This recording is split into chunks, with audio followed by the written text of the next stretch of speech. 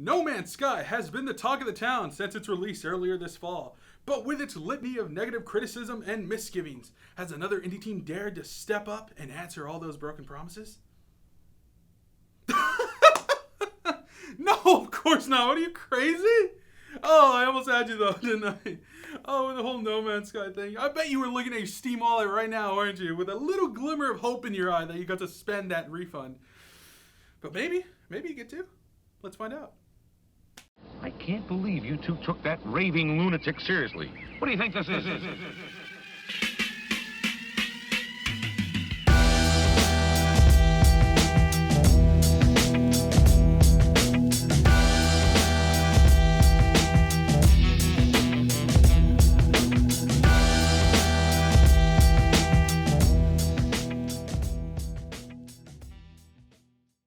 Right off the bat, you should know this game's dev team consists of a whopping 3 people. 3 people! Look at this game!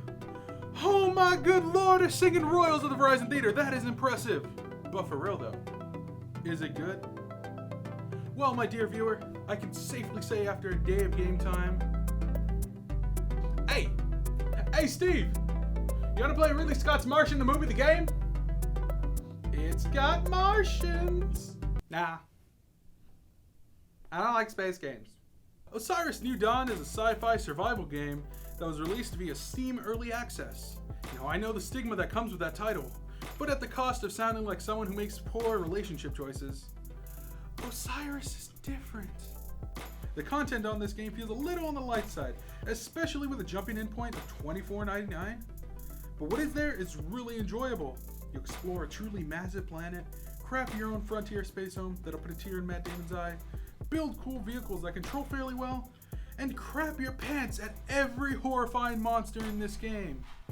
The majority of this game is spent gathering resources and utilizing them in everything from home construction to ammo and health replenishment, and even spacecraft construction. It can be tedious at times, but having rocket boots makes traversing so much more enjoyable an experience. The planet isn't randomly generated, so players can find a detailed map of all resource deposits online if they really wanted to go that route. I cannot emphasize enough how good the monsters and combat feels in this survival adventure game. I was able to beat a monster to death with a chisel after being chased for half a mile into a cave. There's also a nice variety of enemy types with their own diverse properties, but in the end, they'll also eat you, so you gotta watch out. Osiris is by no means a perfect game. There are many bugs to be found. In fact, I've lost my save game twice now thanks to them. The game's current state also has important endgame features missing, including space objectives, certain structures, and permanent vehicle inventory. Also, the multiplayer isn't so great, especially online with random players.